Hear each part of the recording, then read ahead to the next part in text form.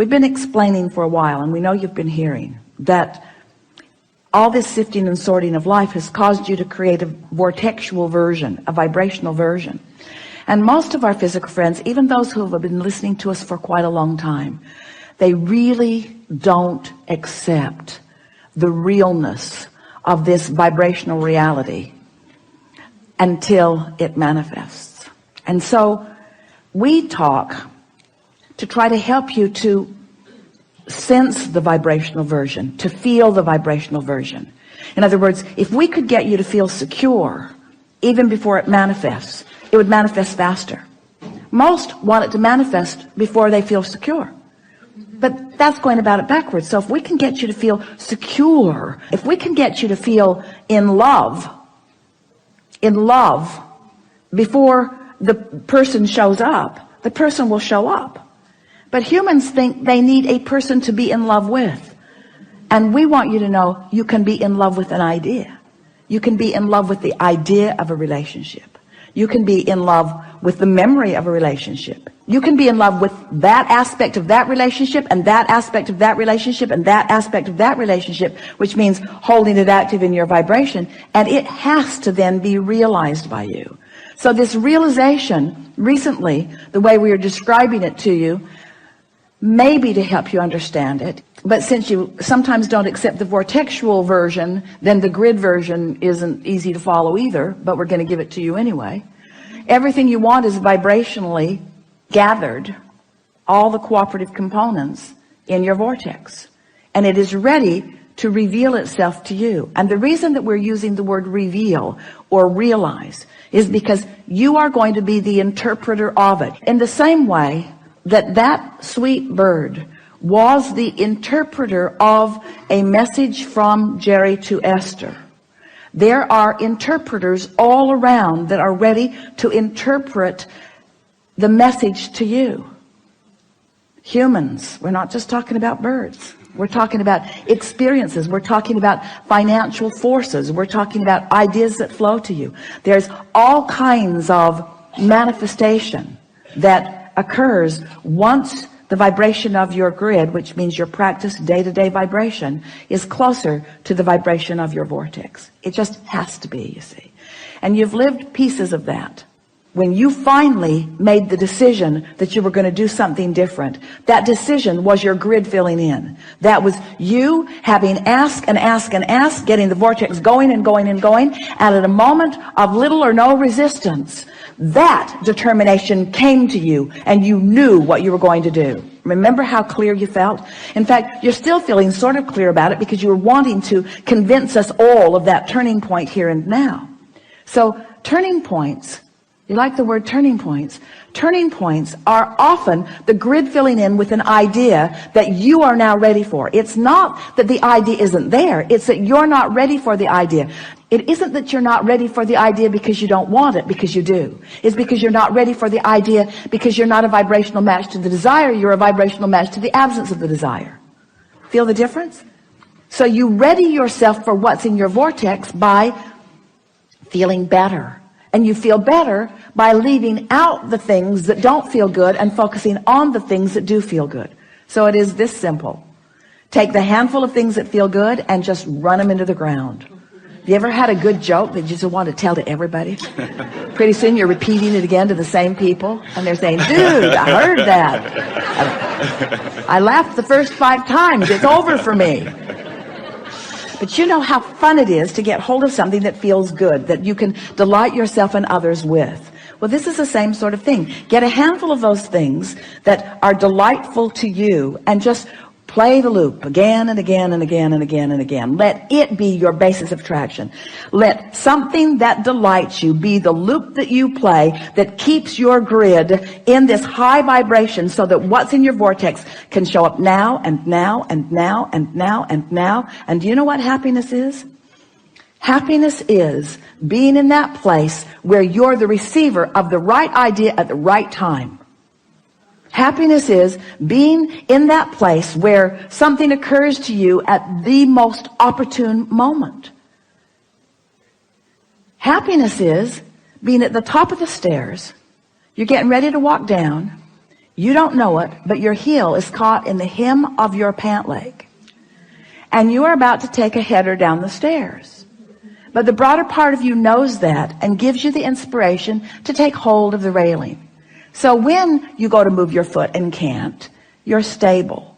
That's happiness. That's happiness. That's alignment. Happiness is moving in traffic and having an impulse to take this exit for no good reason other than you feel like it, or even taking it even though you didn't really mean to, because you turned your driving over to your higher power for a moment and you missed the traffic jam, or you missed the traffic congestion as a result of an accident. All kinds of things like this are happening to you all day, every day. But when you start deliberately being happy, deliberately beating the drum of things that feel good, deliberately discerning, deliberately molding yourself into better and better feeling places, when you do that deliberately and those things happen, now you have conscious awareness of it. If Esther had not had that conscious conversation with Jerry in the car right before she went to her room, the bird on the porch would have just been a bird on the porch. But it wasn't just a bird on the porch. She would have missed that if she had not been vibrationally up to speed. You see what we're getting at? So much of your world wants to chalk those kinds of rendezvous, coincidences, which is incidences that cooperatively combine. They want to call them coincidences in the attitude of luck or fate or chance. They don't understand that it's cooperative components coming together. In other words, people who are looking at things like that are wanting to call them happenstance, and we want to call them creation. And so when you get clear-minded like you are, and you understand how far you've come, and you have, and you realize how powerful your desire is, and it is, and then you deliberately focus upon the strongest desire that you have, which you spoke when you first sat down here, to be happy, to be happy, to be happy, to be happy. To be happy, meaning to be in alignment, meaning to be in control of my own thoughts, meaning to be in control of my own vibration, meaning to be in vibrational concert with the source within me, meaning to be in vibrational concert with everything that I put into my vortex, meaning right here, right now, being in alignment so that I will be the interpreter, the manifester, the realizer of the best that could happen in this moment. That's happiness. This moment, and this moment, and this moment, and this moment. It's not saving up for a vacation. It's not putting up with all this stuff. It's not going to work all week long doing stuff I don't want to do so that I can get some money, so that I can finally go do something that I do want to do. Because when you get there to do what you do want to do, you're not happy because you haven't been practicing happy at work. You're not going to be happy on that vacation if you're not happy at work while you're earning the money to go on vacation. Are you? Don't you get on vacation and don't you just complain, it's too short? It's too short. I don't get to do this often enough. My flight was delayed. The weather wasn't good. In other words, you can't get there from there.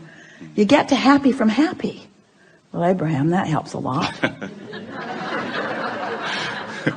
So you're telling me that if I get happy, I'll be happy. Let me write that down. And if I get rich, then I'll be rich. I'll write that down too. We're saying you got to find a little piece of it. You got to fan the flame of it. And you got to not keep spitting the fire out with things that don't matter. And after a while, you'll get that momentum going. And you'll feel happiness, not just sometime, but you'll be radiating it. And then when someone says to you, what are you doing? The reason that they're asking is because you've got what they want. Every single person that wants every single thing that they want, whether it's a material object or a pile of money or a circumstance, an event, a relationship, everything that everyone wants is because they believe that there is happiness in there. There's happiness right here, right now, if you're in the right vibration. You know it. Haven't you ever gotten into that zone, that frequency, where everywhere you turned, something good happened? Esther says that's what it's like hanging around with Barbara. She loves traveling with Barbara because it's happy everywhere. They walk up to a very controlling, very official at the airport. And she's barking at everyone. A man made the horrific mistake of letting his toe step over the line by an inch. And she put him in his place. Sir, step back. He did. And he didn't like it. And Esther thought, ooh, that was harsh and unnecessary. And Barbara, who refuses to focus on anything unpleasant, missed it completely. So when she got up there, she got a big smile. She got moved fast to the other line. In other words, she's treated like royalty. While this poor man was put into the dungeon. Get what we're talking about. In other words, you attract by virtue of how you feel. We know we've been taking a bit of long time here, longer than we promised at the beginning, but it's so worth contemplating. How happy am I? How happy can I be? How good can I feel? What's the best feeling thought that I can find right now? What's working in my life? What's working out? What do I remember that felt good? What's happening right now that feels good? How general do I need to be? You can always find something to feel good about. And when you do, and when you make that your habit, then the actualization of it, the realization of it, the manifestation of it is so pronounced in your experience that people will be flocking to you and saying, what is your secret? And you'll say, I'm happy. And they'll say, I know that, I can see that. That's why I'm asking you what your secret is. And you say, no, I was happy before I was happy. And they'll say, well, that doesn't make any sense at all. And you'll say, well, I purged unhappy thoughts from my experience by focusing on happy thoughts. Well, what do you mean? Well, I didn't actually purge them. I just started emphasizing the happy thoughts. I started making lists of positive aspects. I counted my blessings. I learned that in church. I counted my blessings one by one. And the more I focused upon them, the more that vibration was mine. And the more that vibration was mine, the more law of attraction put me in the vicinity where I could realize it. So life isn't happening to me. Life is happening from me. I'm emanating the signal to which all life is responding. So when I get up in the morning, I decide, how's this day going to feel? I'm going to feel intuitive. I'm going to feel inspired. And I'm going to feel connected. And I'm going to feel vital and alive. And I'm going to feel happy. And I'm going to feel confident. And I'm going to feel kind. I'm going to feel loving. And I'm going to be at the top of my game.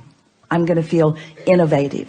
I'm going to feel energized. I'm going to feel invigorated. I'm going to feel inspired, but I'm going to feel inspired moment by moment. I'm going to feel guided. I'm going to feel worthy. I'm going to feel deserving. I'm going to feel deserving of all of the goodness that has been taught to me all of my life. I'm going to feel deserving of that. And I'm going to demonstrate my deservedness through my happiness. Yeah. Thank you. Yes, indeed.